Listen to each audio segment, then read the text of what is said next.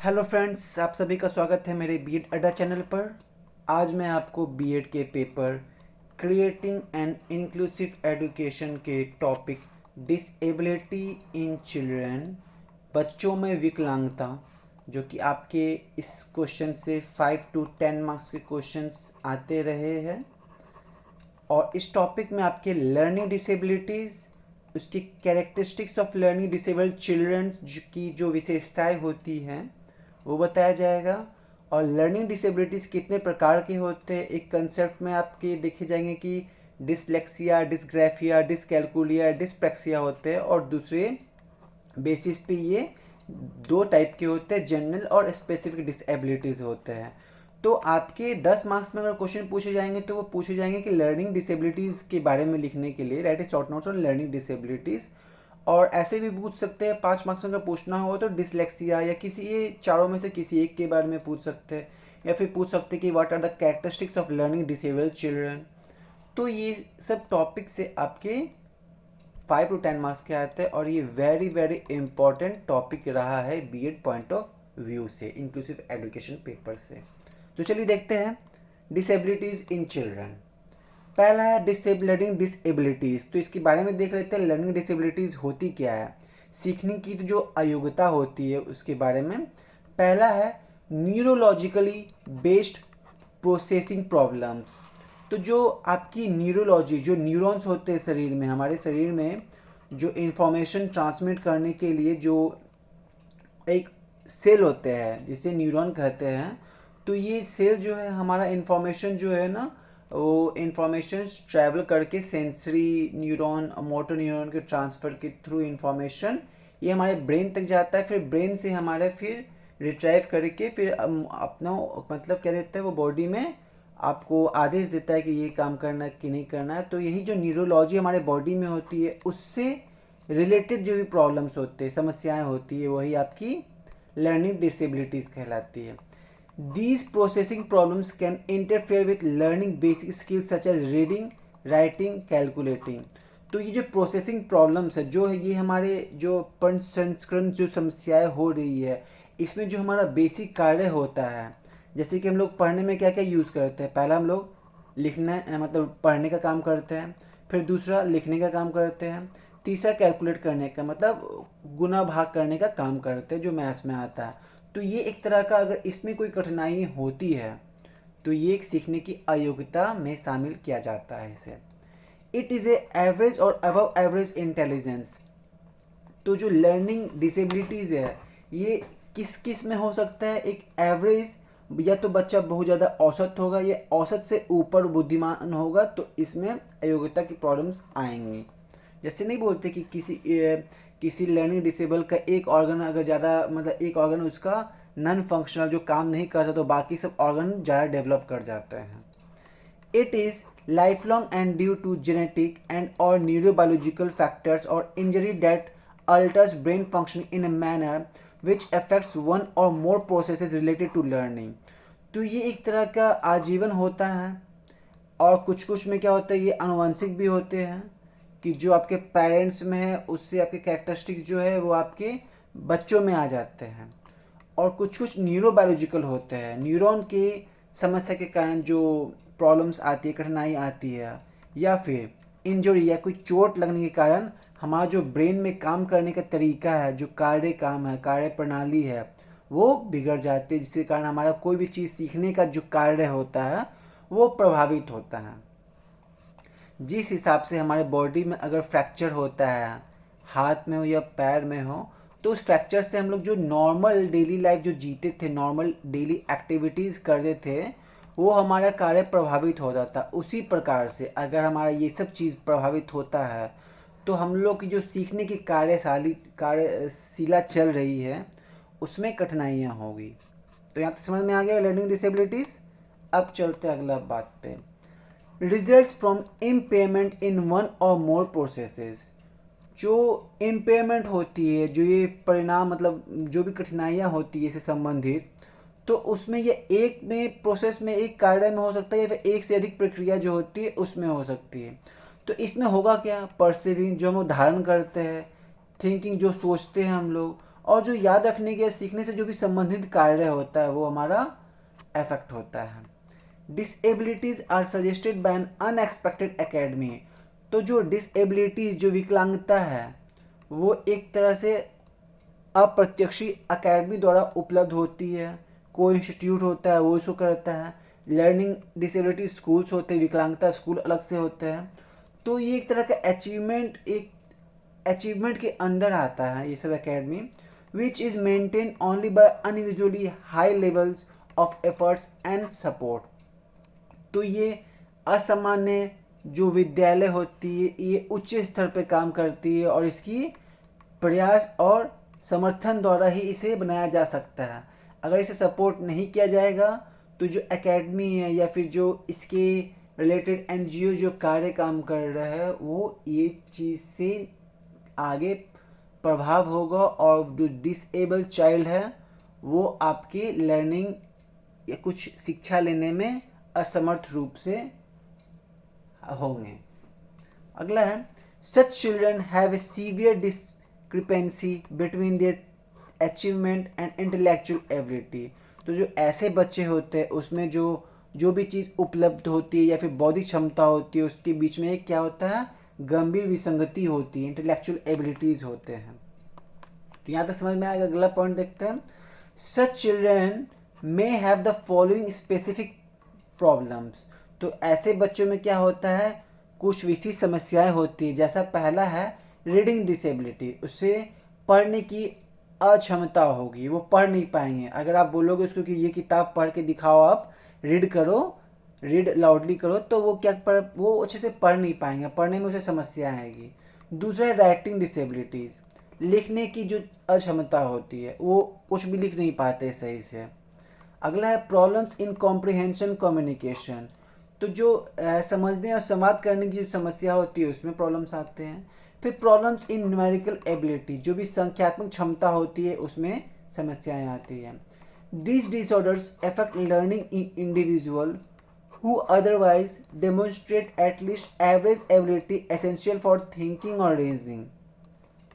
तो वैसे डिसऑर्डर जो हमारी सीखने की प्रक्रिया को प्रभावित करे या फिर जो भी चीज़ हमें दिखाया जा रहा है, समझाया जा रहा है, उससे एटलीस्ट हम लोग एवरेज एबिलिटी जो होती है वो हमारी कम होती है, तार्किक होती है या फिर सोचने की क्षमताएं होती है, वो जो प्रदर्शित करती है वो कम औसते की क्षमता से भी कम करती है, एवरेज से भी नीचे करती है। इसी कारण ये डिसऑर्डर के पार्ट में आती है। तो यहाँ तक समझ में आया। अगला है the term learning disability was first use by. तो जो ये वर्ड है लर्निंग डिसेबिलिटी, ये सैमुअल कर्क ने इस्तेमाल किया था 1962 में, 1962 में इसे इस्तेमाल किया गया था। While dealing with the term he said that, ये टर्म लर्निंग डिसेबिलिटीज यूज़ करते समय उन्होंने कहा था, तो वैसे बच्चे जिसे सीखने के लिए अक्षमताएं होती है, not because they are deficient in intelligence, इसलिए नहीं क्योंकि उन्हें जो सोचने की जो क्षमता है विकसित होती है, जो हमारे दिमाग से जो हम लोग सोचते हैं उसमें कठिनाई होती है, बल्कि उन्हें पढ़ने की जो क्षमता होती है उसमें कठिनाई होती है।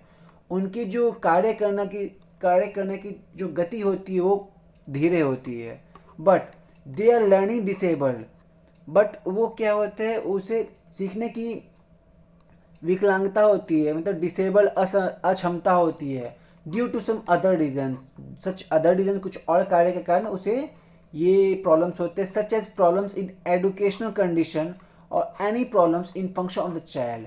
वैसे जो भी कार्य शैक्षिक स्थिति में समस्या है या बच्चे के कार्य में कोई समस्या होती है, तो वैसे आपके इसको टर्म को सैमुअल कर्क ने इसे डिफाइन किया था। तो समझ में आ गया। अगर पूछा जाएगा आपके एमसीक्यू फॉर्म में कि सैमुअल किर्क ने किस टर्म को दिया गया था, ठीक है, तो आप बोलोगे, आप बताओगे कि learning disabilities term was given by Samuel Kirk. ठीक है, ये आपके 2 मार्क्स के एमसीक्यूज में क्वेश्चन आ सकते हैं। ठीक है, अब अगला पॉइंट देखते हैं, characteristics of learning disabled children. अगर क्वेश्चन आएगा what are the characteristics of learning disabled children, तो आप इसमें लिख सकते हैं अगला पॉइंट। ये 10 मार्क्स से 5 मार्क्स से क्वेश्चन में आते हैं। तो चलिए देखते हैं, most are the first identified in the early elementary stage. तो बहुत सारे जो बच्चे होते हैं जिनमें आपकी डिसेबल क्वालिटीज़ होती है, सिम्टम्स होते हैं जिससे आप पहचान सकते हैं कि ये बच्चा डिसेबल्ड है, तो आप उसके प्रारंभिक चरण में ही आप उसे पहचान सकते हैं। Due to they perform very poorly in academic contents due to any hidden reason. तो वैसे छिपे कारण होते हैं जिसमें उसकी जो शैक्षिक विषय सीखने की प्रदर्शन होती है, जो प्रदर्शन करते हैं वो बहुत ज़्यादा ही खराब होता है। उसमें कुछ कार्य, कुछ रीज़न भी छुपे हुए होते हैं। तो चलिए पहला देखते हैं फिजिकल कैरेक्टरिस्टिक। आप देख के कैसे बता सकते हैं कि सामने वाला बच्चा जो वो डिसेबल्ड, असक्षम बच्चा है। तो पहला है स्लो पूरा कोऑर्डिनेशन ऑफ मोटर एबिलिटीज़। तो जो उनकी जो मोटर न्यूरॉन्स या फिर सेंसरी न्यूरॉन्स होते हैं ना, उनमें जो क्षमताएं होती है, जो समन्वय होता है वो बहुत ही धीरे होता है। मतलब आपके जो आप जैसे कि उसको छू दिए या फिर गर्म चीज़ वो छुआ, तो जो छुआ गर्म चीज़ उसको फील बहुत लेट से होगा, क्योंकि जो चीज़ गर्म है उससे आपके न्यूरॉन्स के थ्रू वो ब्रेन तक जा रहा है, और ब्रेन से फिर वो न्यूरॉन्स और सेंसरी और मोटर न्यूरॉन्स के थ्रू वो जो रेस्पॉन्स दे रहा है उसमें काफ़ी ही समय लगेगा, वो टाइम टेकिंग ज़्यादा होगा, जिससे आप पता कर सकते हैं कि इसका जो कोऑर्डिनेशन है बॉडी का वो बहुत ज़्यादा ही वीक है। दूसरा है do not differ from normal in height, weight and health. आप देख के, शरीर से देख के नहीं बता सकते हैं कि वो लंबा है तो इससे प्रॉब्लम होगा, या फिर नाटा है तो प्रॉब्लम है, या फिर उसकी मोटाई ज़्यादा है, या फिर उसका स्वास्थ्य सही नहीं है। आप इस कंडीशन पे आप उसे नहीं बता सकते कि ये बच्चा ही एक अक्षम बच्चा है। ठीक है। अगला है वो देखने में नॉर्मल लगेगा, सामान्य रूप से वो लड़का दिखेगा, मतलब सामान्य रूप से वो बच्चा दिखेगा कि बाकी सब जैसे जो बच्चे होते हैं वैसे ही दिखेंगे। इन 90% 90% में आपको वो नॉर्मल ही दिखाई देगा। But they are clumsy and awkward in सब सिचुएशन। बट कुछ कुछ स्थिति में क्या वो अनाड़ी या फिर अजीब तरह से कार्य करेगा, अजीब हिसाब से बिहेव करेगा। आप पूछिए कुछ, वो कुछ रिस्पॉन्स देगा, कुछ मतलब बॉडी एक्टिविटीज़ करते रहेगा। तो वैसे फिजिकल कैरेक्टरिस्टिक्स के क्वालिटीज़ में आता है, कैरेक्टरिस्टिक्स में आता है। अब अगला है कॉग्निटिव कैरेक्टरिस्टिक्स। संज्ञानात्मक विशेषताएं होती है। एवरेज और above intelligence when measured on an intelligence test. तो अगर संज्ञानात्मक विशेषताएं देखेंगे तो वो बच्चा नॉर्मल रूप से वो एवरेज आएगा, औसत आएगा, फिर कभी कभी क्या होता है वो अबव एवरेज भी हो सकता है।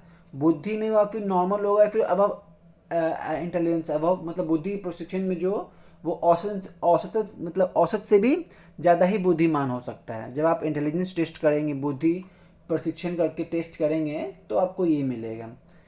Unable to organise learning task and systematise their learning procedures and strategies.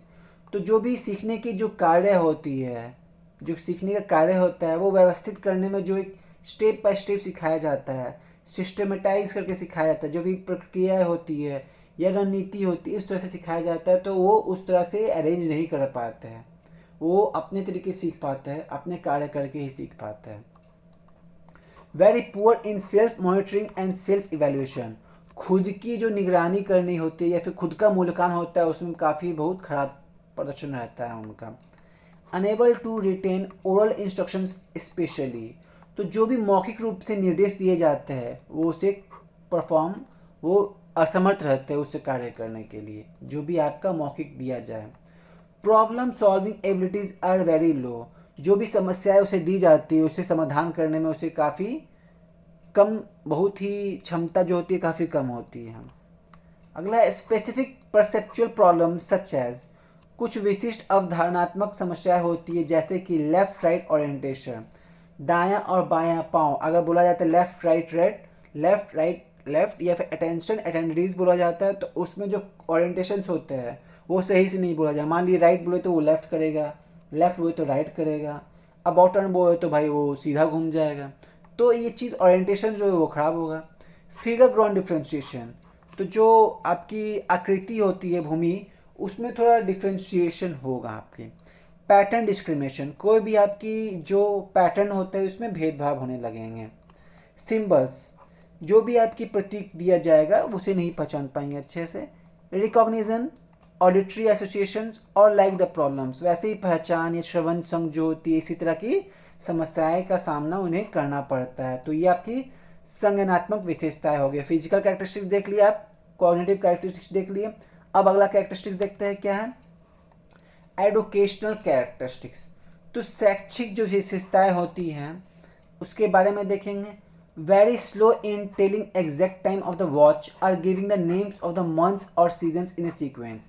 जैसे कि बच्चों में क्या सिखाया जाता है कि right five names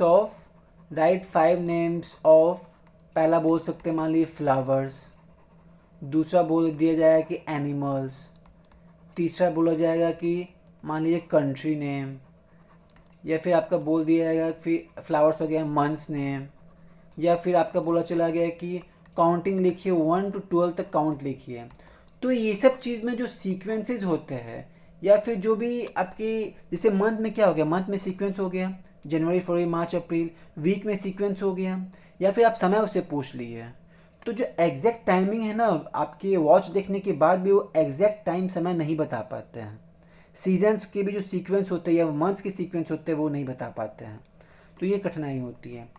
poor in mathematical calculation in generally, normally जो भी विकलांग बच्चे होते हैं या फिर डिसेबल चिल्ड्रन होते हैं उनमें ज़्यादातर की जो गणितीय जो फिर आपकी गणित विषय होते हैं उसमें कार्य करने का मैथ्स कैलकुलेशन बहुत ही स्लो रहता है।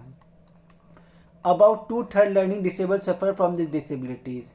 अगर आपके इसमें आपके डिफ़िकल्टी जो भी डिसेबल बच्चे उसमें 2/3 बच्चे वैसे होंगे जो कि आपके मैथमेटिकल कैलकुलेशन नहीं कर पाएंगे। Actual performance is quite lower than their expected performance in the class. जो उनका वास्तविक प्रदर्शन कक्षा में जो होती है उसकी अपेक्षित काफ़ी कम रहेगा, जो नॉर्मल परफॉर्मेंस करते हैं उससे काफ़ी कम रहेगा। Poor in memorising words and framing sentences on the basis of them.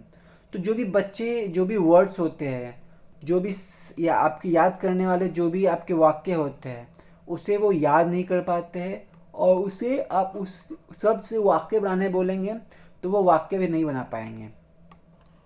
Enable to pronounce the words even if they know its spelling. तो अगर आप एक कोई भी वर्ड्स होते हैं उसे वो पहचान लेते हैं, समझ लेते हैं, उसके स्पेलिंग भी उन्हें पता है बट उसे उच्चारण नहीं कर पाते हैं। तो ये आपके एडुकेशनल कैरेक्टरिस्टिक्स में आता है। Unable to write letters in correct style even after repeated attempts and remedial coaching. आप उसे किस भी तरह का सुधारात्मक कोचिंग भी दे दीजिए या फिर बहुत सारा आप उसके अटैम्प्ट दीजिए, बहुत बार प्रयास करने दीजिए, तो भी इस कार्य को वो सही से नहीं कर पाते हैं। सही से आप जो भी असमर्थ रहते लिखने में, अक्षर नहीं पहचान पाते हैं, तो ऐसी कठिनाइयाँ होती हैं। Right the numbers in wrong manner. जैसे नंबर लिखा गया 1 2 3 4, तो इससे भी वो रॉन्ग नंबर्स लिख देते हैं। जैसे 1 2 3 किए, 4 5 किए, 3 खा गए, या 4 के बाद 3 कर दिए। तो जो मैनर है ना लिखने का, जो भी संख्या होती है उसमें गलत तरीके से लिखते हैं। Generally, miss 1 or 2 lines if asked to do loud reading in the class, or sometimes repeat the same line without taking notice of it. तो होता क्या है, कभी कभी वो क्या करते, 1-2 लाइन आप अगर आप पढ़ने बोले उसको कि रीड करो कोई भी चैप्टर या फिर कोई भी टॉपिक दे दिया, आप बोले कि पढ़ो उसको, तो पढ़ने में क्या होता है, पढ़ने की प्रक्रिया में क्या होता है, मान लीजिए ये एक लाइन है, ये एक लाइन चल रहा है, ये दूसरा लाइन है, ऐसा ये तीसरा लाइन है। तो पहला लाइन है तो वो पहला लाइन जो है वो पढ़ लिए, फिर कभी कभी क्या होता है कि वो डायरेक्टली तीसरा लाइन, दूसरा लाइन छूट जाता है उनसे, 2-3 लाइन के गैप के बाद पढ़ लेता है। तो पढ़ तो लेते हैं बट, या फिर क्या होता है पहला लाइन पढ़े उसी को दोबारा उसी लाइन को पढ़े।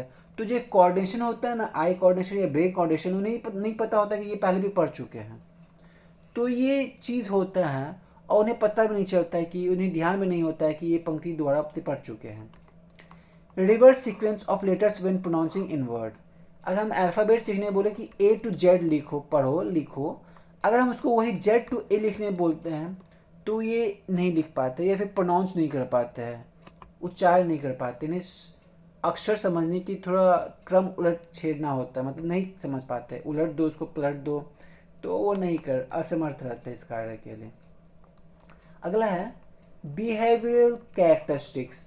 व्यवहार संबंधी विशेषताएं, तो उसमें क्या होते हैं, so high rate of purposeless futile activities, तो वैसे गतिविधि जिसमें उद्देश्यहीन या व्यर्थ हो उसे उच्च दर दिखाना, ये बिहेवियर कैरेक्टरिस्टिक्स में आते हैं।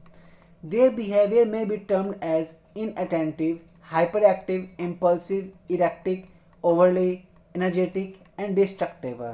तो उनका जो व्यवहार होता है वो कभी कभी असाधारण होता है, अतिष्क्रिय होता है, या फिर आवेगी या अनिश्चित, अत्यधिक ऊर्जावान या विचलित करने वाला ही कहा जा सकता है। वैसे कभी कभी बहुत ज़्यादा ही हाइपर एक्टिव हो जाएंगे, कुछ ज़्यादा अति ऊर्जावान हो जाते हैं, तो वैसे बिहेवियर आपकी जो व्यवहार होते हैं वो उसमें नज़र आने लगती है। So lack of judgement in social situations, जो भी हमारी स्थिति में निर्णय लेने की दिशा निर्देश भी दिया जाता है, तो उसमें हम लोग क्या करते हैं, उसमें कमी पाया जाता है। इसमें वेरी लो सेल्फ कंसेप्ट, जो आत्म अवधारणा होती है वो काफ़ी कम होती है।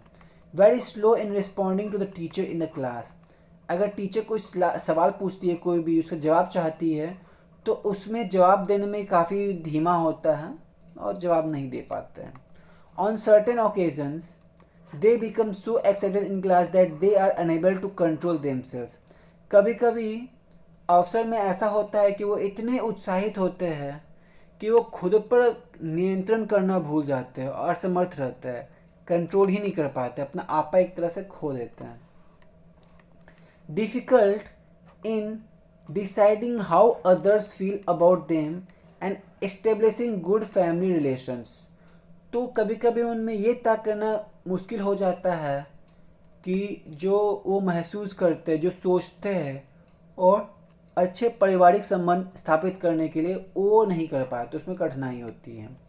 Difficult in paying attention to teachers और sustaining attention when class activities और गो ऑन, जब कक्षाएं चलती रहती है तो उसमें जो गतिविधियां चल रही होती है ना, उसमें शिक्षक को ध्यान देना या ध्यान बनाए रखना इसमें काफ़ी मुश्किल होता है, क्योंकि ये अपने बिहेवियर के कैरेक्टरिस्टिक्स, जो बिहेवियर उससे टीचर्स का डिस्ट्रक्शंस हो जाता है, वो जो सीक्वेंस, एक जो लहर एक फ्लो में चल रहे थे वो उनका डिस्टर्ब हो जाता है।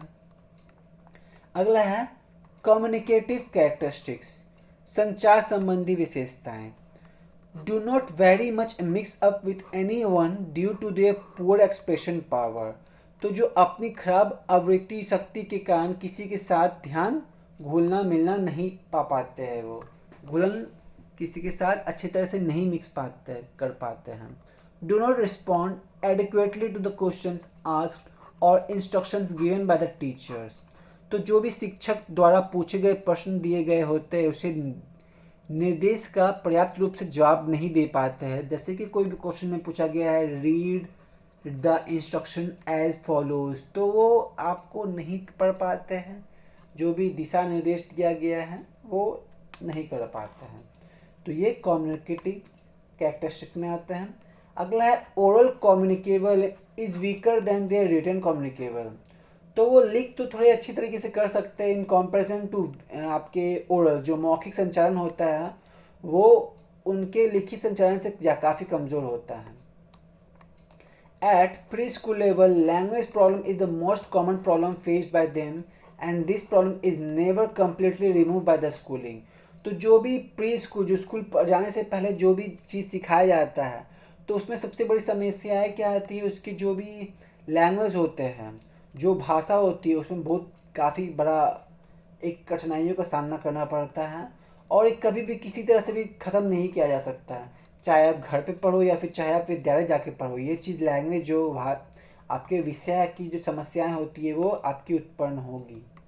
Very poor in defining words, clarify concept and formulating linguistic constructions, तो जो भी आपके वर्ड्स हो गए या फिर डेफिनेशंस या डिफाइन या फिर what do you mean by something, words को अगर आपको डिफाइन करनी होती है, परिभाषित करनी होती है, वो नहीं कर पाते हैं। कंसेप्ट जो भी होते हैं, अवधारणा होती है, उसे स्पष्ट नहीं कर पाते हैं, या फिर जो भाषा निर्माण तैयार करने में जो काम होता है वो नहीं कर पाते हैं।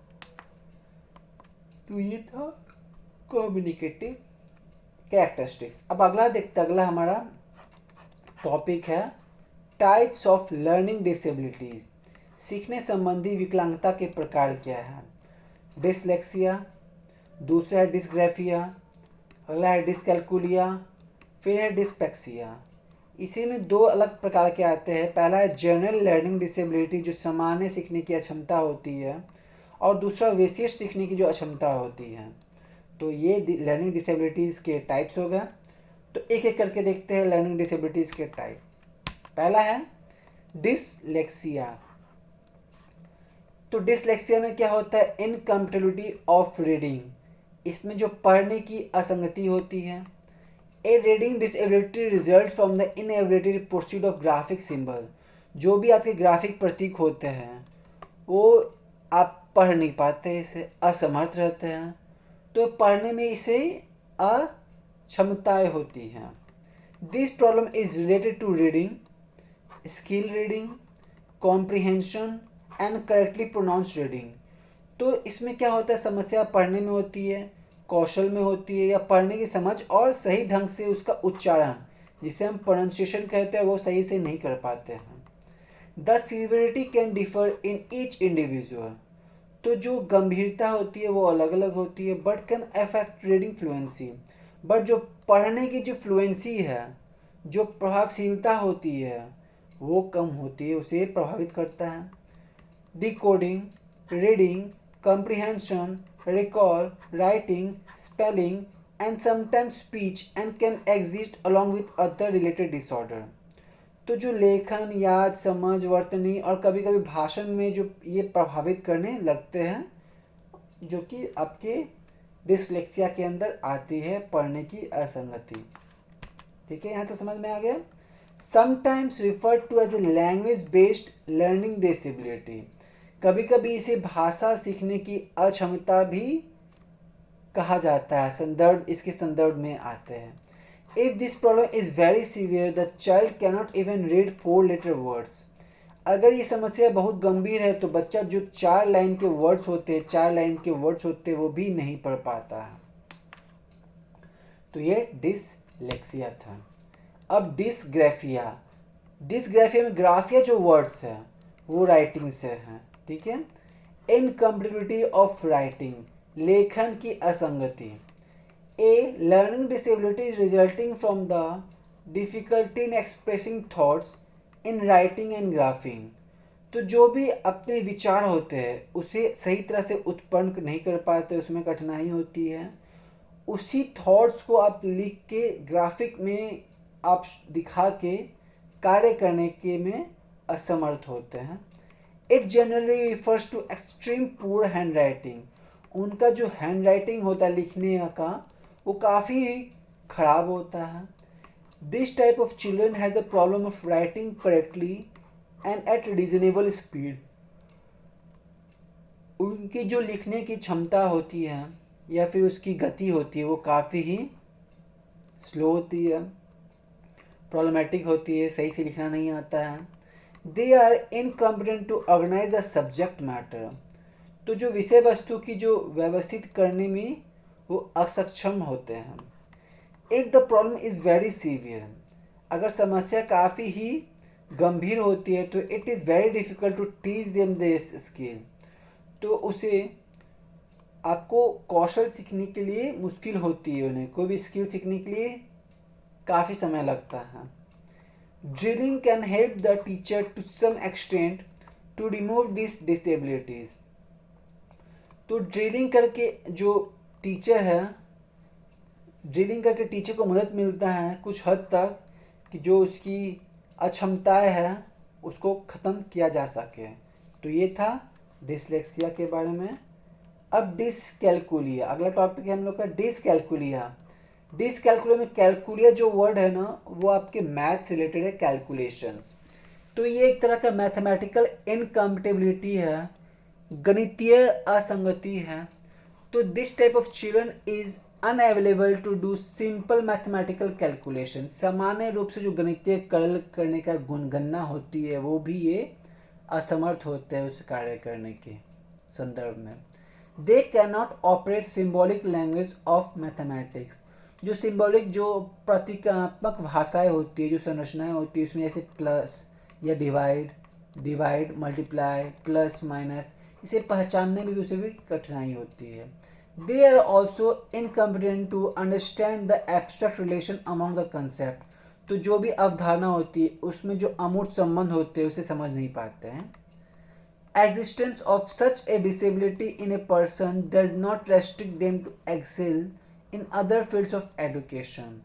तो जो भी रूप से किसी व्यक्ति की ऐसी अक्षमता का अस्तित्व उसे शिक्षा के अन्य क्षेत्रों में उत्कृष्टता प्राप्त करने से नहीं रोक पाता है।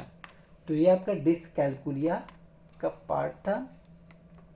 अगला है डिस्प्रैक्सिया। प्रैक्सिया वर्ड्स आपका सेंसरी इंटीग्रेशन डिसऑर्डर के अंतर्गत आता है, जिसे संवेदी एकीकरण विकार भी कहते हैं हम लोग। डिसलेक्सिया ऑल्सो नोन है, जिससे दूसरे नाम से हम डेवलपमेंटल कोऑर्डिनेशन डिसऑर्डर कहते हैं, DCD, is a common disorder that affects movement and coordination. तो ये एक तरह का सामान्य विकार जिसमें आंदोलन और समन्वय का प्रभावित करता है। Dyspraxia does not affect your intelligence. आपकी जो बुद्धि है उसको ये प्रभावित नहीं करता है। ये एक तरह का आपका न्यूरॉन्स रिलेटेड सेंसरी प्रॉब्लम्स होते हैं। It can affect your coordination skills. आपकी जो कोऑर्डिनेशन है, जो समन्वय कौशल होती है, उसे ये प्रभावित करता है। Such as task requiring balance. कोई भी चीज़ आपको संतुलन करने के लिए आवश्यकता होती है वो कार्य नहीं कर पाते हैं। प्लेइंग स्पोर्ट्स और learning to drive a car. कोई भी कार्य जैसे कि आपको कोई गेम खेलना है, उसमें आपको जैसे कि किक ए बॉल को अगर फुटबॉल को किक करना है तो वो आप टास्क नहीं कर पाते हैं। आपका बॉडी सही से काम नहीं कर पाता, कोऑर्डिनेट नहीं कर पाता है, जिस कारण आपके जो मसल्स है हिट करने के लिए आगे बढ़ते ही नहीं हैं। और कार चलाने, learning to drive a car चलाने के लिए जो भी आपकी टेक्निकल स्किल चाहिए होती है या फिर आपकी कोऑर्डिनेशन चाहिए होती है ब्रेन एंड बॉडी के, वो नहीं हो पाता है, जिससे कारण आप कार नहीं सीख पाते हैं। अगला है problems with movement and coordination are the main symptoms. आपके जो शरीर होते हैं, आपकी जो शरीर की जो मूवमेंट्स होती है, इधर उधर जाने की जो आपकी गति होती है, मूवमेंट होती है, और कोऑर्डिनेशन आर द मेन, और जो आपकी समन्वय की जो कोऑर्डिनेशंस होती है बॉडी की, वो आपका यही एक तरह का मुख्य लक्षण होता है कि ये डिस्पेक्सिया का शिकार है। अब ये लास्ट टॉपिक है इस टाइप्स ऑफ डिसेबिलिटीज़ में। पहला है जर्निंग लर्निंग डिसेबिलिटीज़। तो जो सामान्य सीखने की अक्षमता है in almost all areas of academic content, जो आपकी शैक्षिक सामग्री होती है लगभग सभी क्षेत्र में, they performance is considerably low as compare to average children. बाकी बच्चे की जो प्रदर्शन होती है उसके एवज में आपकी जो परफॉर्मेंस होती है वो काफ़ी ही कम होती है। एवरेज बच्चे, एक सामान्य बच्चा भी होते हैं, औसत बच्चा भी, उससे भी आपका कम होती है आपकी performance. Their abilities do not restrict them to get any type of education. उनकी जो अक्षमताएं होती है उन्हें एडुकेशन लेने से नहीं रोकती हैं। However, they will take more time to learn and learn with special methods of instructions। हाँ, उसे समय जरूर लगेगा सीखने के लिए, और उसे अलग तरीके के मेथड जो इंस्ट्रक्शन देने के लिए होते हैं, जो निर्देश के विशेष तकनीक होते हैं, उसमें उसका समय लगेगा, सीखने में समय लगेगा। It is difficult to identify them in earlier stages of education. कि जो शुरुआती जो पहचानने की प्रक्रिया होती है, प्रणाली होती है, फिर जो भी आपके चरण होते हैं शुरुआत में, शिक्षा की जो शुरुआती चरण होते हैं उन्हें पहचानना मुश्किल हो जाता है। Integrated system of education is best suited to them. जो आपकी शिक्षा की एकीकृत प्रणाली होती है उनके लिए सबसे उपयुक्त होती है। स्पेसिफिक लर्निंग डिसेबिलिटीज, विशेष सीखने की अक्षमता है। तो प्रॉब्लम्स आर वेरी स्पेसिफिक। जो समस्याएं होती है काफ़ी विशिष्ट होती है। In nature restricted to one or more academic or skill related problem. तो समस्याएं विशिष्ट तो होती है जो एक या अधिक शैक्षणिक या कौशल संबंधी क्षेत्रों तक सीमित होती है। तो ये जनरल और स्पेसिफिक लर्निंग डिसेबिलिटीज़ है। आपको यहाँ तो समझ में आ गया होगा। अगर आपको वीडियो अच्छा लगे या थोड़ी सी भी सहायता हो तो कृपया करके वीडियोज़ को लाइक करें, कमेंट्स करें, सब्सक्राइब करना ना भूलें अगर आपने सब्सक्राइब नहीं किया है, और अपने दोस्तों के साथ शेयर करें। आप हमारा टेलीग्राम चैनल बीएड अड्डा को ज्वाइन कर सकते हैं। तो आज का लेक्चर यहीं समाप्त होता है।